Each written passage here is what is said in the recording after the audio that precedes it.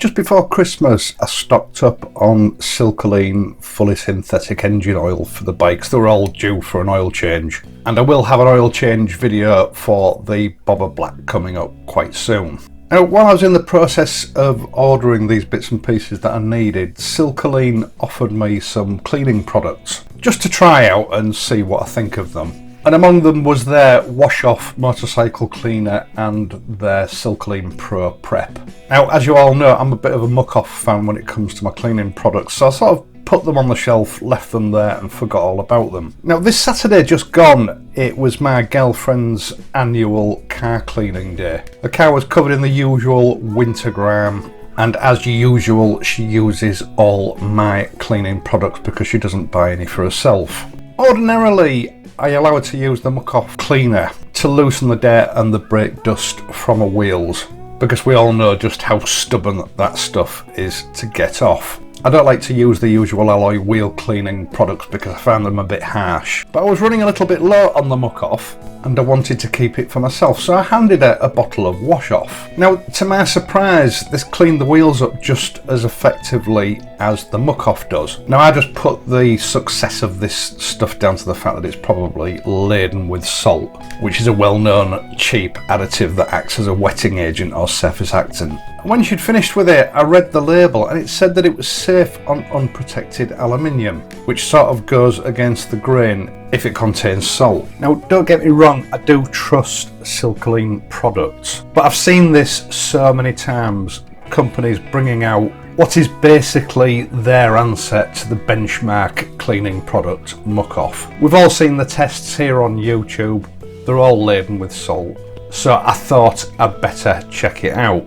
Now, online I managed to find their product data sheets, which basically divulge the chemical content of these particular products for health and safety purposes. Now, as far as I'm aware, because of the nature of various cleaning salts, they have to divulge its presence in the product if it contains it. But to my surprise, it just listed the contents as ionic and non-ionic surface actants. Glycol ether, a powerful organic cleaner. Isomers and polymers. The polymers presumably being some sort of barrier layer that's left behind to waterproof the paintwork after the bike's been cleaned and dried. So it was all good news, there was nothing in there to be worried about. So on Monday I decided to give the bobber the full Fillingham. I'd been out filming on Sunday and I had some more filming to do with the bike later in the week for Friday's video, and it needed sprucing up a little bit. Now, the great thing about this product is that it doesn't disrupt my non-contact method of cleaning because it works in exactly the same way as muck-off. Now, I'm constantly getting emails from people from all over the world asking me for an alternative to muck-off because they can't get it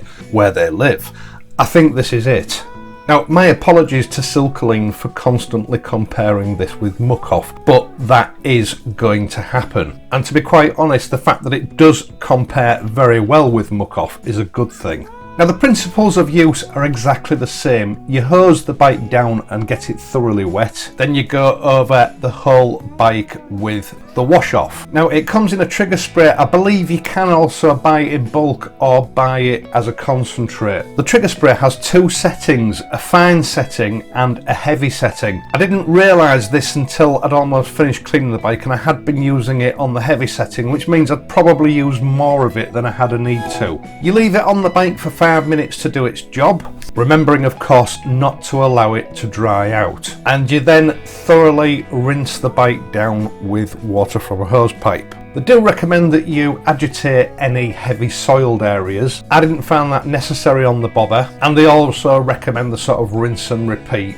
Again, on this occasion, the bike wasn't really heavily soiled, so there was no need to repeat the process. Now, I did find as I rinsed the bike off that the water beaded up nicely. I myself don't see that as a substitute for using a good quality wax, but it does assist greatly with drying the bike off. Now, this wash off costs round about the same as our beloved muck off, although as with most products, if you shop around you may be able to find a bargain here or there. I'll have a look on Amazon and I'll find a link for you. I think the discovery of this wash off by silkolene, for me anyway, does open up another avenue by providing me with another cleaning chemical which I know is totally safe and gentle on the bike, whilst also being a really effective cleaner that is easily obtainable without breaking the bank.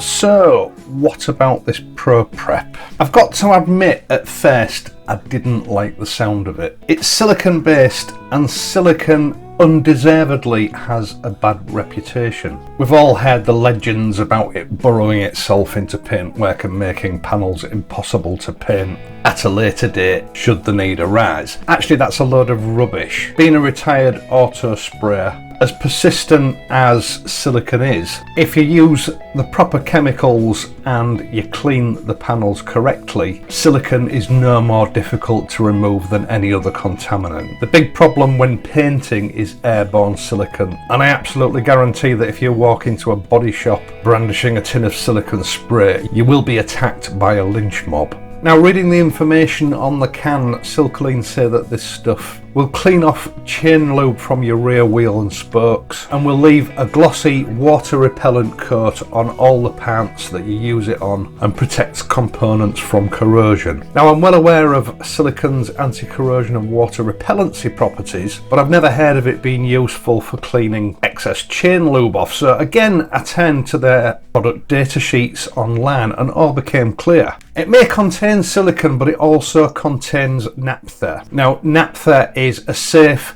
and gentle paint-friendly solvent that the automotive trade uses for preparing panels prior to painting. Therefore, it will of course be excellent for removing grease and chain lube that's been flung from the chain while you're riding the bike. That's not something that I've seen in a product before, and it is immensely useful. The datasheet also states that it contains a light oil. So in all things considered, this particular product has the potential for being an immensely useful bike prep fluid.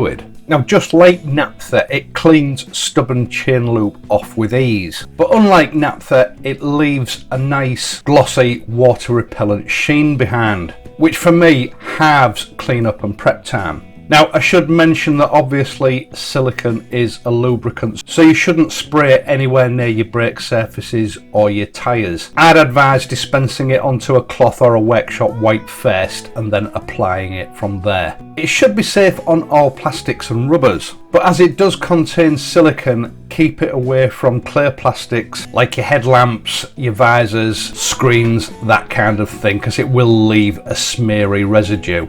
I've found that it's great for treating most of the bike except your tank, side panels, mudguards, that kind of thing. I still think you should reserve a good carnauba wax for those areas. It does exactly what silkolene says. It leaves that showroom condition look, and it achieves it with minimal effort. As for its anti-corrosion properties, I would be quite happy to use this during the summer months, during the riding season. But if you ride throughout the winter, you might want to use something a little bit more heavy duty. On the face of it, it is a great product, and it does seem to do the job better than most of the maintenance sprays that I've used in the past. I will definitely be adding both of these products to my bike cleaning armoury, and I'll leave a link for both of them in the video description down below. Right, that's all I've got time for this week. Once again, thank you for watching. I hope you've enjoyed this video and that you found it useful. If you have, please hit that like button and subscribe to the channel. I will be back on Friday, so until then, ride safely